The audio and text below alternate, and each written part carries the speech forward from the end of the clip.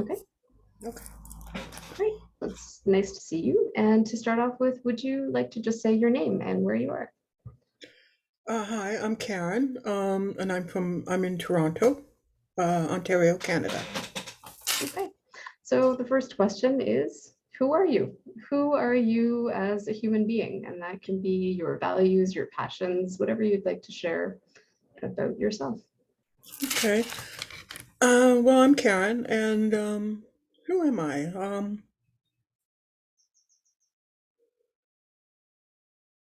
That took a long time for me to figure out who I am.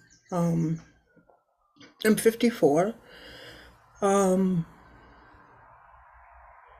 I'm a very compassionate person, a very kind person, um, and I'm a dreamer, a believer in connection. And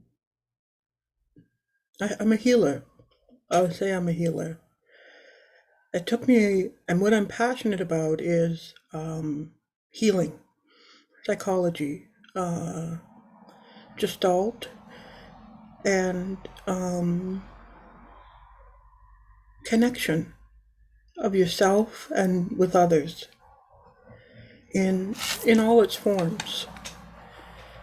And that took me a long time to. It was a very um, evolved process. It started very young when I was 12, 13, Heather. Um, I was a very depressed, very, very depressed young girl, very sad. Um, I didn't even know I was sad. That's how sad I was. I was just depressed. I didn't even know what depression was. And how I entered into healing or connection was when I was 17 years old, 16, 17. I entered into therapy, um, which started my journey of connecting back to myself because I was in a crippling depression and didn't even know it. I was very disconnected, very disassociated, and from my family of origin, I didn't feel I belonged. And I'm passionate about working with people um, that are on, I wouldn't say the fringe of society, but working with the brokenhearted, and just connecting with them where they're at,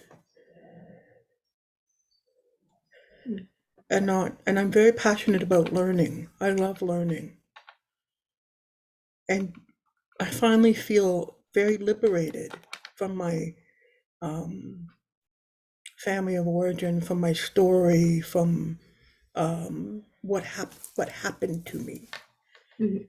and now I can truly help others because of all the training I've done and all the work I've done on myself.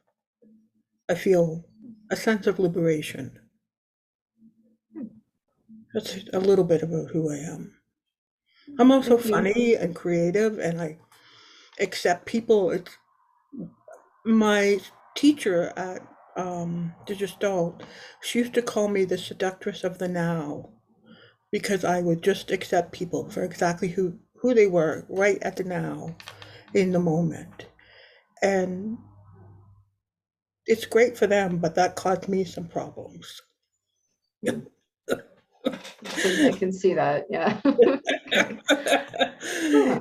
I've also been sort of a natural giver, and so Mhm. I've had to learn to hold that because I grew up with a very narcissistic father, and it was all about him. It was all about accommodating him. The, Everything revolved around him. So that had a huge impact on me. in a huge impact on the family as well as and my mother. And but it was perceived as normal. Yeah, yeah, that's really difficult to grow up in. Yeah. And so I spent most of my life accommodating others at great expense to me, at a great price. And it wasn't until I entered therapy and became a therapist that I realized um, I had to stop doing it because it was killing me. Mhm. So that is probably in a more negative sense. But who else comes to mind as another human being as having been a significant influence on you, perhaps in a different way, from any Oh, aspect or time of your life? I had so many therapists, and so many, and they were all women. Most of them were all women. My mother, um, my mother was huge. She was a very loving woman, and um, I don't think if I had her, if I didn't have my mother, I think I'd be a criminal. I really do. Like, cause I think I would be in jail. I had this anger in me in my 20s that I didn't understand what it was about. Um, and it was mostly anger towards my father. But I had a lot of therapists who helped me. My teacher, Joanne Greenham at the Gestalt Institute, and Jay Tropinskaya at the Gestalt Institute. Um, many, many healers. Because I've been in therapy since I was 17, so I saw a lot of different therapists. And but my the one therapist I saw was a Gestalt therapist,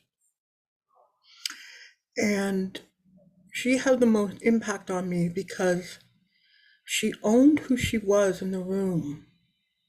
And I had never seen that before. I was about 27, and it was so powerful for me, Heather, because she owned who she was, and she got in the muck with me. And she got in the, we just got in the dirt together. And I had never seen or heard somebody take ownership of who they were. And it was so powerful for me. She encouraged me to go to the Gestalt Institute and be a therapist. And before that, I had seen other therapists, but they were very kind of clinical and um, they weren't as engaged and they didn't really own, not in a way that really impacted me. And she really impacted me and encouraged me to go to the Gestalt Institute. And that's um, what changed my life, really. So perhaps outside of the therapy context, I wonder if there is a particular event or a set of circumstances that you would say really significantly influenced who you are or changed you or impacted you. Yeah, And we'll when come I back to the therapy part in a minute. well, no, when I was working for CBC, I was a production assistant at a radio show called Sunday Morning. And at the time, mostly all the producers were mostly women. And there was one producer, and she was amazing. She took me under her wing and said, "Read this, Karen, read that. And, you're very smart. Why are you here? Why are you here? Why are you not in school?" Like, you know, I had finished college and I took radio, television, broadcasting. And um, she was just, she took me under wing and she really helped me develop my critical thinking. Hmm. And she was just ahead of her times.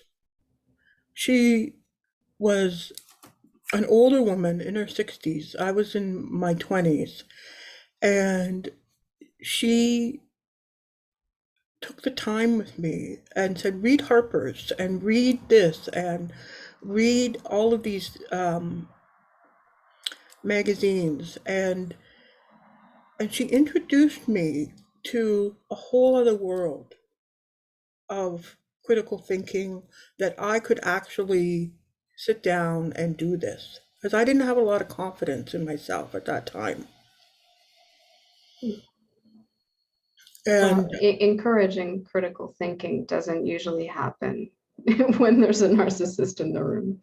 no, no, it doesn't. They're kind of exclusionary. Right, exactly, exactly. And she actually was one of the first, and actually my another woman, my grade 9 teacher, Mrs. Gibson, she I was taking general English, and she sat me down and said, Karen, why are you taking general English? What are you doing?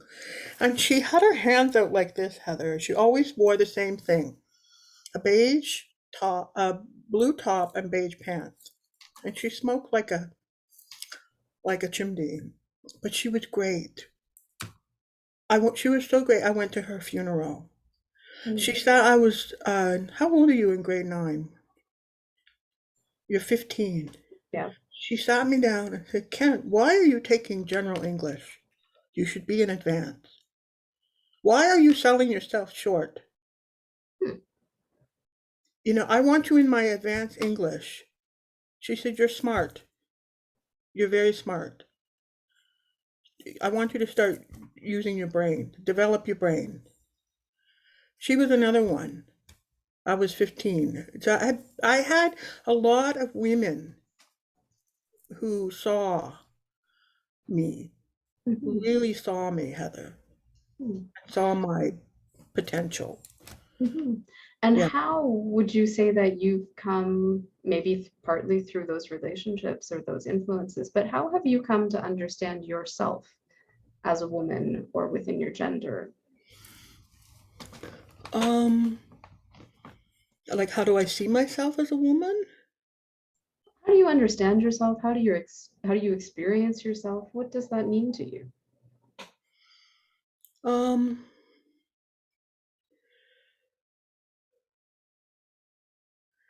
well, for me, as a woman, I'm never going to shut up. Okay? I'm going to always date how I feel, in my opinion. I am not going to shut up because I'm a woman. And I'm not going to not be dismissed. I know what that's like. I grew up in that. So um, I will take up space in the world, because that's my right. And I will speak my mind. So I see that as um, part of how I see myself, because I have been silenced. I have been the good girl. I'm no longer the good girl or the good woman. And I'm not afraid to speak up and say something. That's how I see myself now. And so you mentioned your age, and you're saying that's how you see yourself now. So, how are you with this age that you're at now and the aging process? How are you experiencing and understanding that? Well, it's really interesting because it's complex for me. It's very complex for me because I grew up with a mother that was very fixated on beauty, and and she was very beautiful, my mother, um, and always wanted me to lose weight and be thin, and had me on a lot of diets, and I never really lost weight. All I did was gain weight. And so there was a lot of internal struggle for myself um, to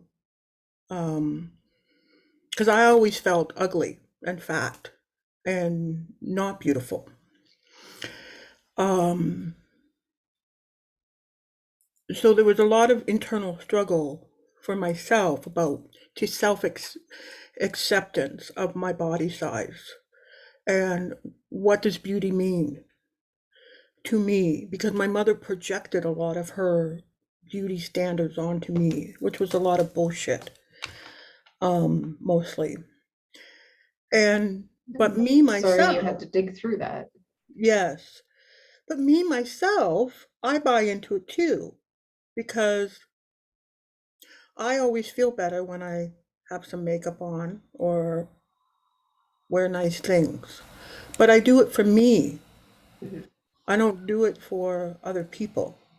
mhm, And it's funny, as I age, I've gotten more attention from men. As I'm aging, I'm getting more attention from men than I ever did throughout my whole life. Not that I'm into that, but I'm getting attention from young men because it has to do with I've accepted myself. It has nothing to do with them. It's I'm more comfortable in my skin. I've accepted who I am. I'm a larger woman, and that's who I am. I wear, I have big hair, big bold jewelry. It's who I am, and I'm very comfortable with it. But it was a big struggle, um, internally with me, and a lot of it had to do with, um,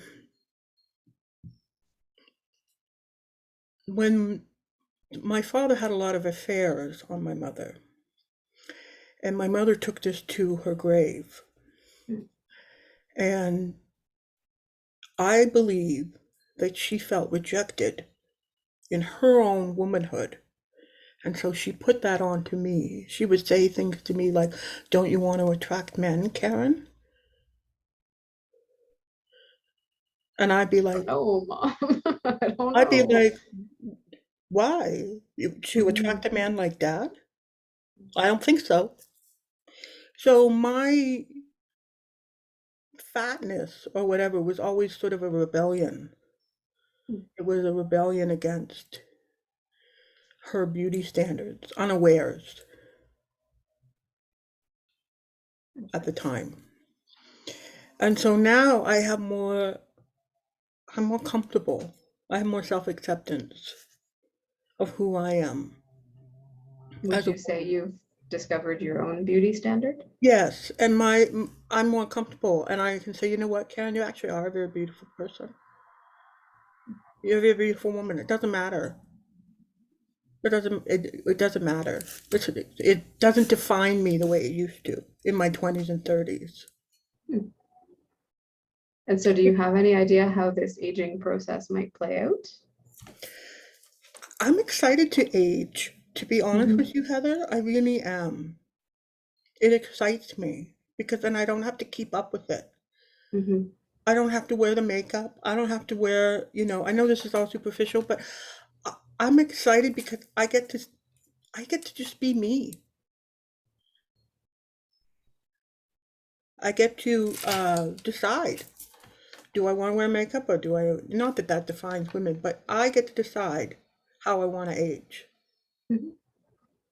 I think there's something about the curiosity. That's kind of what I thought you would say, because there was something about loving to learn. And I find in general that those of us who are just curious and interested in learning new things are like, now what? What's next? And it's Exactly. exciting. It's Yes. not, yeah. It is. Yeah. It's all about learning. Hmm. And I'm excited to learn. I'm excited to keep learning about this profession, about me, about others. That's where I find the excitement for me.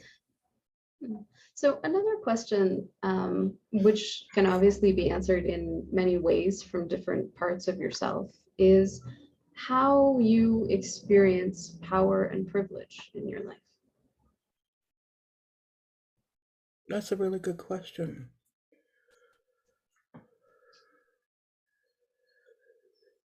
Well, I'm very privileged in that I'm a white woman, um, middle class, um, and have incredible access to things. And I live in a relatively progressive country where I can drive and vote, and um, I'm aware of that. Um, I'm just thinking.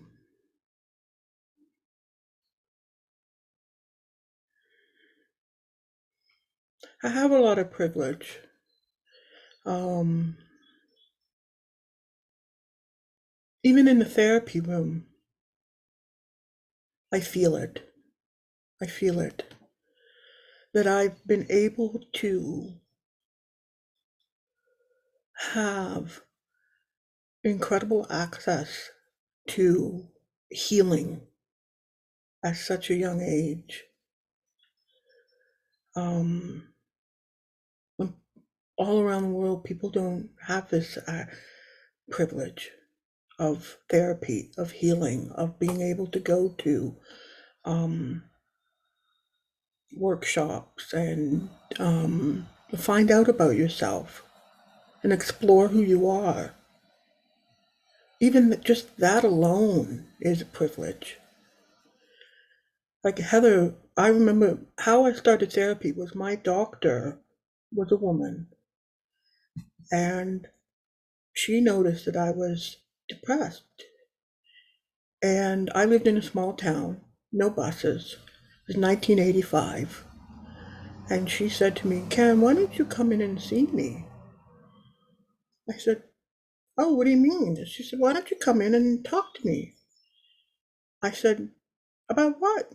And she said, about anything you want. I said, you do that? She says, well, I'm a doctor. You can come. I said, really?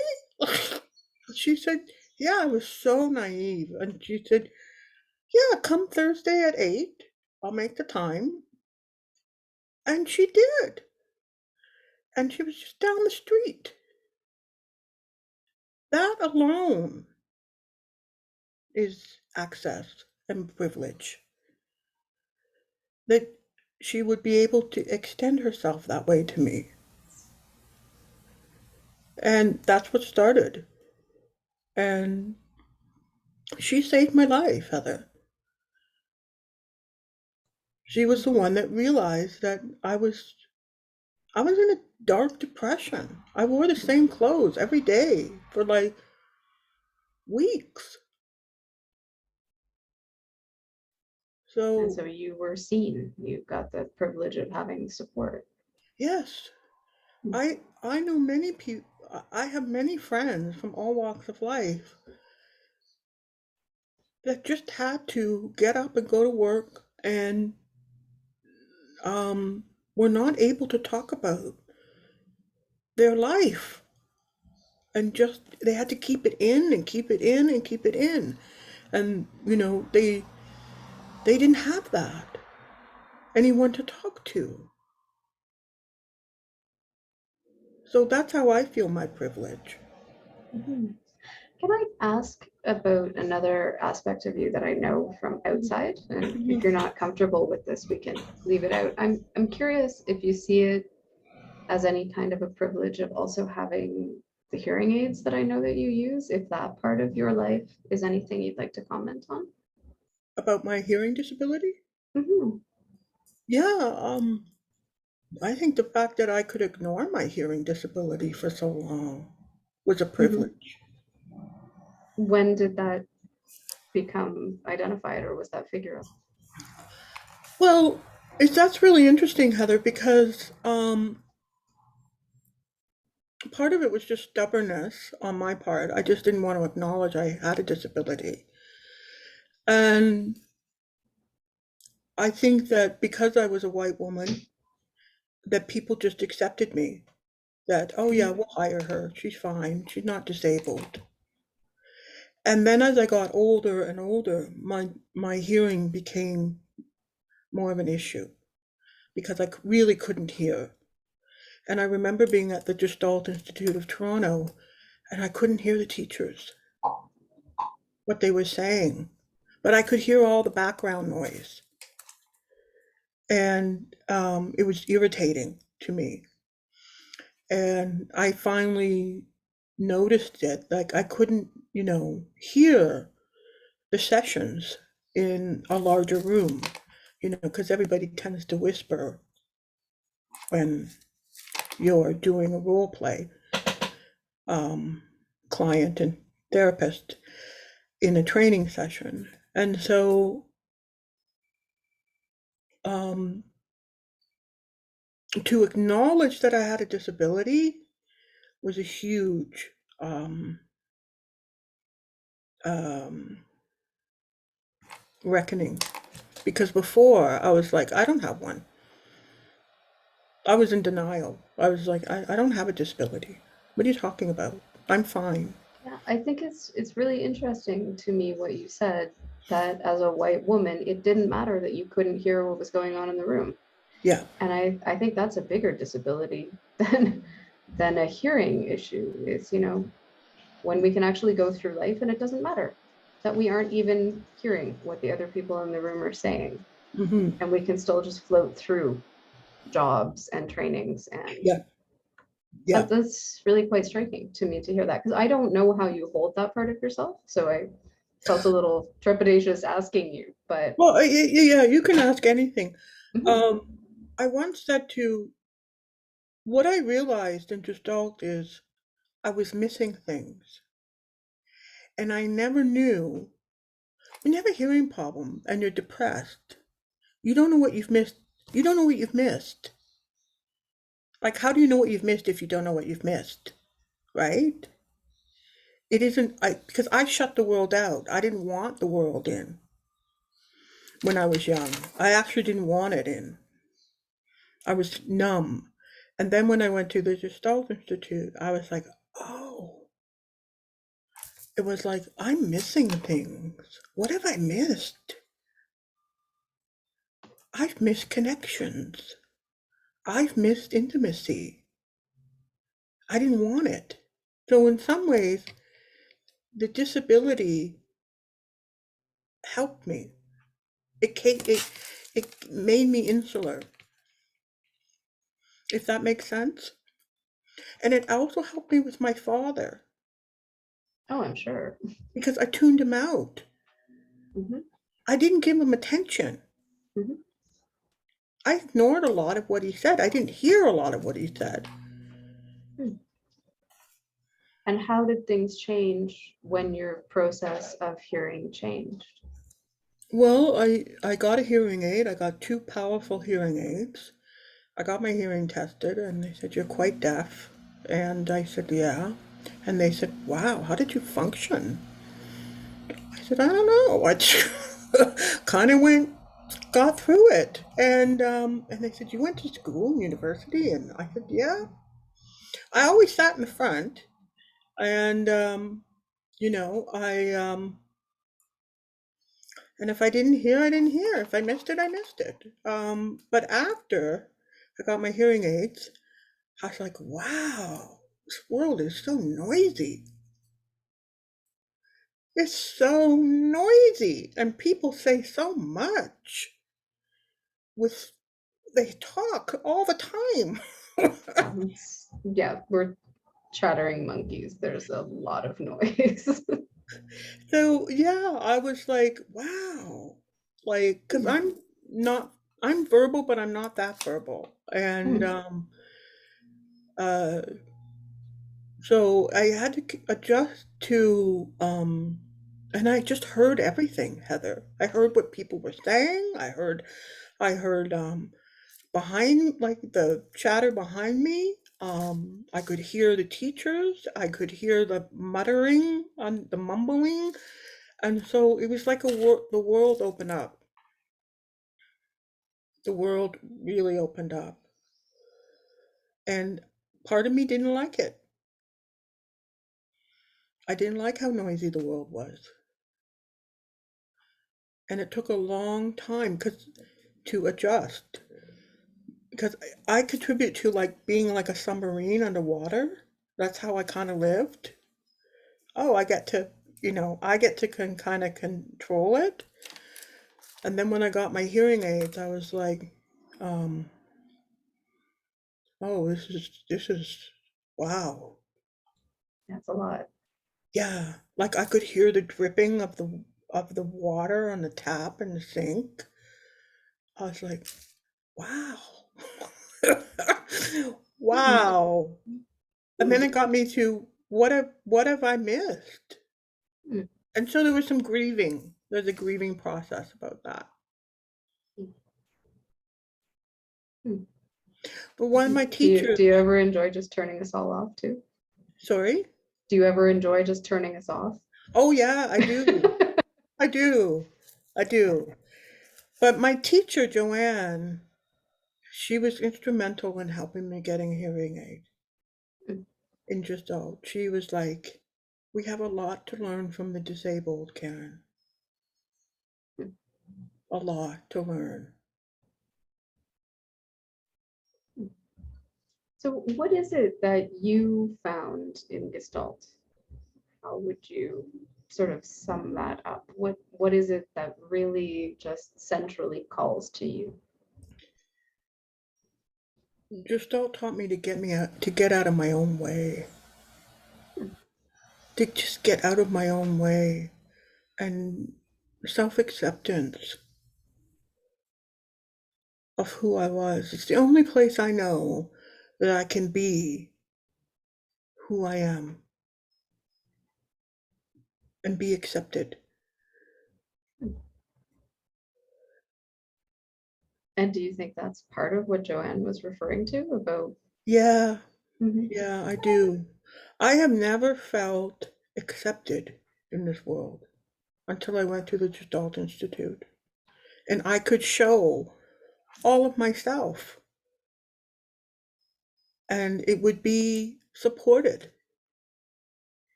I remember being in training as a Gestalt therapist and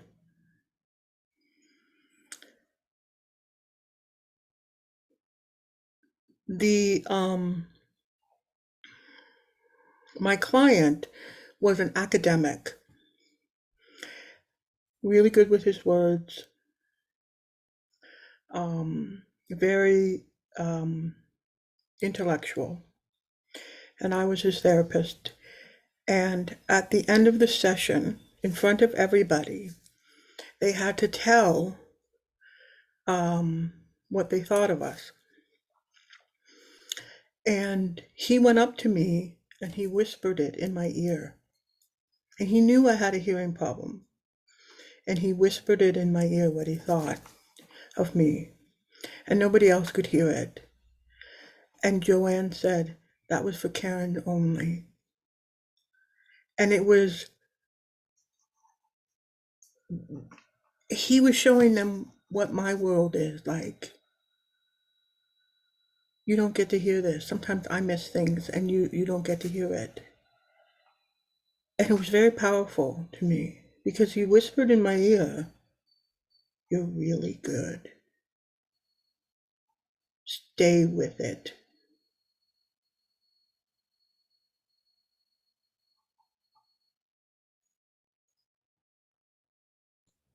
And it was a validation. The other thing that Joanne said to me, I said, Joanne, I can't really hear anyone. She said, oh, Mhm. don't worry about it. You don't need to hear them. You just need to see them.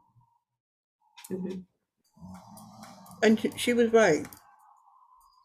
So if I can bring my hearing deficit into the room, Mhm. I don't know where else I can do that, Heather. Hmm. Hmm.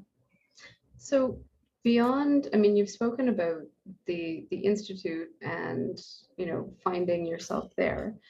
Do you feel like you're part of a wider Gestalt community in some sense or in some way? I do, yeah, I do. I went to the Ireland conference Hmm. first time. And um, it was a really good experience just to get to know everybody and be part of the wider Gestalt community, the world Gestalt community. Because I do think we see things differently. I do think we feel things differently, just because of our training. And so, what do you do with this sort of combination of yourself as an instrument and your lived experience and your training? What is the essence of how you work and what you do? Um,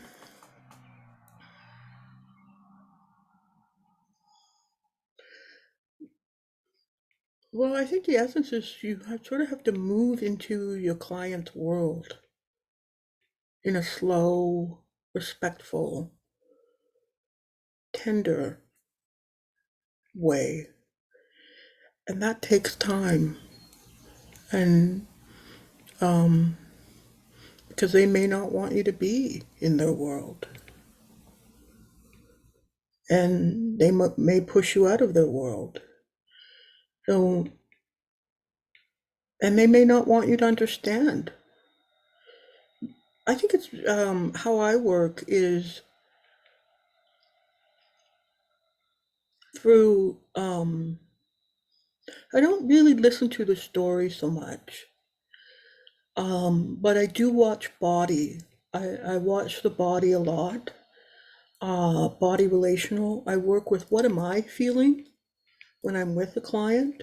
What's going on with me feeling wise? Um, in my body, what's happening with me? And I slow the process down. I'm really into um, working slowly and really um, how do people get in and out of things? Um, feeling wise. How do they get into it? How do they get out of it? I'm really curious about that. Um, how they, you know what I mean? Yeah. How they get in and out of um, whatever they're obsessing about um, from a feeling perspective, not a thinking perspective. Mhm. It's like Uh, the how am I doing this kind yes. of. How Mhm. am I doing this? I'm really curious, and I think as a therapist, you have to be very curious about everything. Mhm. Um, and yet, and I am. I'm a very curious person. And I'm not a judge. That would what I would say about the first question is I'm a really curious person about people, about myself, how am with another person. I don't see it as like therapy as drudgery. As I've always seen therapy, I've always been excited to be in therapy. It Mhm. excites me, and being a therapist excites me. So I do always bring a level of excitement to just sitting with someone. That they chose to sit with me is exciting. On either side of the room. Yes, Mhm. it's exciting that that they chose to sit with me. It's an honor. Mhm. So that's sort of how I work And what comes to mind as one of your most challenging moments or experiences in life. in life, in therapy, on either side of the session, wherever it comes up? What just pops up as a this was a serious challenge for you? Well, I think the last 10 years has been very challenging for me on a personal level. I lost a lot. Um, I lost my mother and I lost my teacher, Joanne. I lost my mom in um, January of 2014, and then I lost my teacher, my mentor, Joanne, in February 2014. Then my friend killed herself in March of 2014. And then I was married at the time, and then my stepdaughter was lured and went willingly into sex trafficking. And that was the most painful time of my life. Um, Very challenging, Hmm. extremely dark um, time. And my marriage essentially fell apart. And 4 years later, and to watch someone so young who I cared for as a young child um, was gut wrenching. Gut wrenching. Um, I physically ached. I physically ached. And it was the beginning of my true embodiment, Heather, to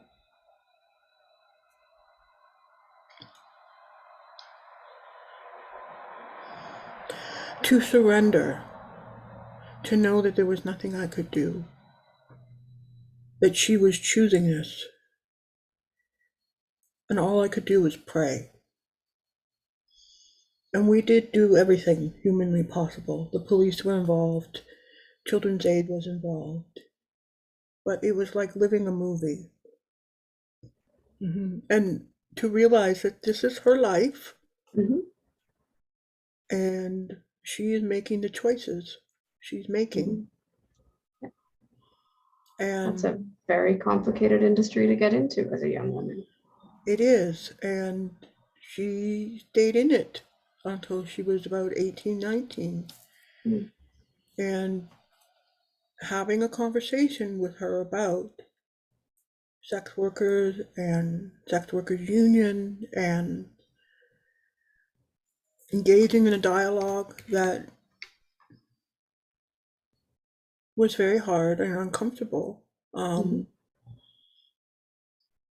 and something I never thought I would have to do, but I did it Mm. because I loved her Hmm. and I wanted her protected.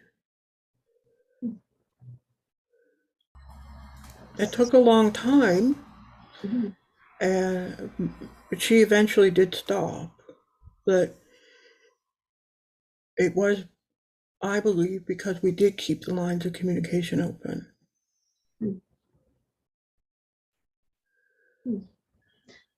And on the other side of that, or maybe it is even in the same experience, what do you feel has been one of the high points of your life? Like a moment of fulfillment versus a moment sort of pain and loss. I've had many. Falling in love. Hmm. Falling in love, traveling, um,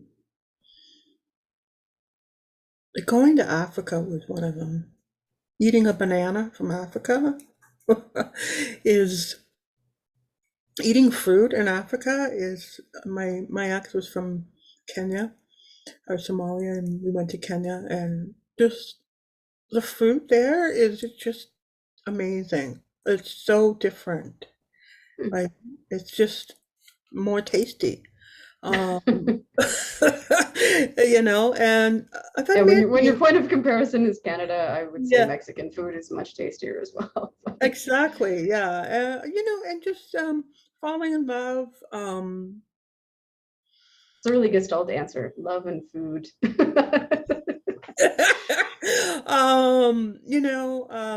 Passion, having great passion. Um, uh, feeling like I've accomplished. Being a psychotherapist was a big accomplishment. Mhm. For me, doing all the training and becoming a psychotherapist was a huge accomplishment. Because I had a, fraud syndrome, like an imposter syndrome for years. I suffered like I don't know what I'm doing. And then I would go to my therapist and say, like I suffered from that for years. And finally feeling like, okay, yes, Karen, you do know what you're doing. Hmm. And overcoming that was a big accomplishment. Um, Staying in therapy was a big accomplishment. Um, Finding out who I was a big accomplishment. Um, Becoming conscious was a big accomplishment, Heather. Like, Waking up. yeah, waking up, getting rid of all of the fantasies and all the illusions, and being happy. Like, just after all, like you know, the the grief and loss, and just waking up and being happy, choosing happiness is an accomplishment, um, for me, because defeating that kind of depressive personality or trauma, for me, um, was a big accomplishment. And so what's next? Where do you see yourself and your projects going in the future? Well, there's more schooling, um, more courses, of course, and um, continuing to do this work. I'd like to do some more consulting work, and I'd like to fall in love again, Heather. I'd like to be in a relationship. Just put that out there on the internet. Yeah, I'm sure I'd like to something will be come. in a yeah, I'd like to be in a healthy relationship Mhm. with a healthy, you know, with a partner, Mhm. that has my back and I have their back, and just be real. I like it to be real and mature, Hmm. and reciprocity. Sounds like I, a pretty solid plan. yeah, I would love a relationship. Yeah. And what about Gestalt? From your perspective, where do you think it could or should be going from where we are now? Just all as a community? As a community, as a practice, as a tool, as a philosophy, as a however you see it. Oh, that's an interesting question. I never thought of that.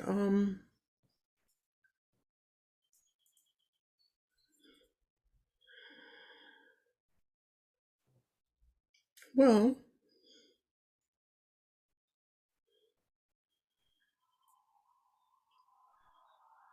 I think there should be more of it. Where, I don't know.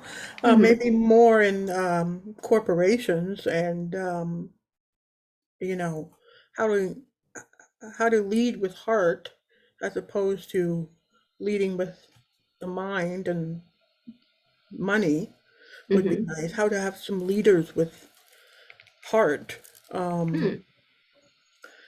I don't I don't want to sound negative, but I don't see a lot of leaders with heart, Heather, that lead with the heart.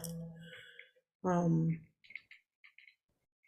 so I'd like to see it more in corporations and government, and I do think that just all has an honesty about it, um, a way of being in the world that's quite honest. Hmm. Um,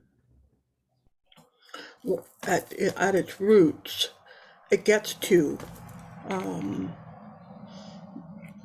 the root of how you are in the world, um, and integrate that into uh, some government and leadership.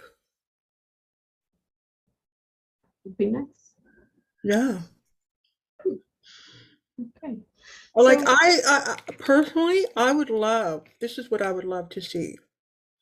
I would love to see government take on, hire a bunch of Gestalt therapists, where we could offer between 20 and 25 sessions for free to um, people.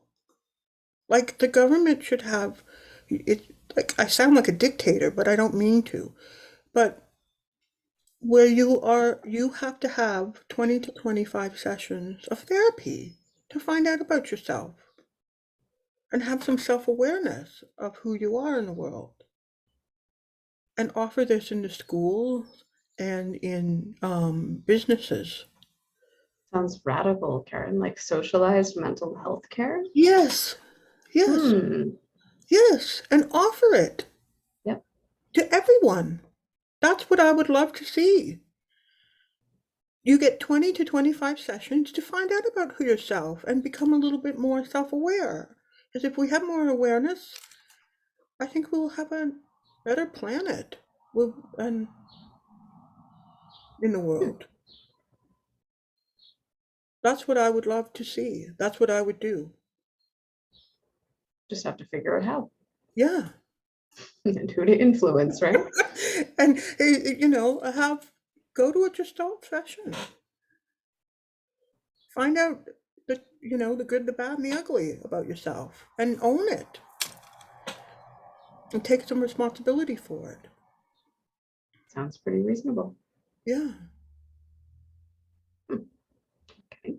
Well, is Yeah. there anything else that you would like to add, either about yourself or any unfinished thoughts of any of the things that you've been talking about? Um, I'm just very grateful, Heather. I'm very grateful that you talk about power and privilege, that I was in a country that I had access to mental health resources Mhm. and access to education. And I would really love to see that around the world in for young people to have access to mental health resources. Hmm. Um, that's how I see power and privilege, my power and privilege, that I grew up in a country that I had that. Hmm. And I'm very grateful for it because it saved my life. Hmm. Because I was extremely depressed as a teenager. And I don't know what my life would have been had I not had that. Hmm. Well, with the choices that you've made, I'm sure someone will probably end up saying that about you now that you've become a resource. Right, exactly. Yes, yeah. And I'm very grateful to have stayed with it. Hmm. There are times I wanted to quit, and I'm very glad I stayed with it. Okay. Stayed with That's the training, stayed with therapy, and stayed with myself, mhm. really. Because I've had some very dark moments in life. And um, I, I now know they pass. Mhm. And that's what I'm grateful for. Well, I'm glad you stuck with it because that's what allows me to meet you. So Me I too. appreciate that. I get the perks Yes. of you being here and getting to know you. Yeah. So Thank you, Heather. I do too. Yeah. That was really lovely. Thank you. well, thank you. Why don't we leave this one here for now? Okay. Okay.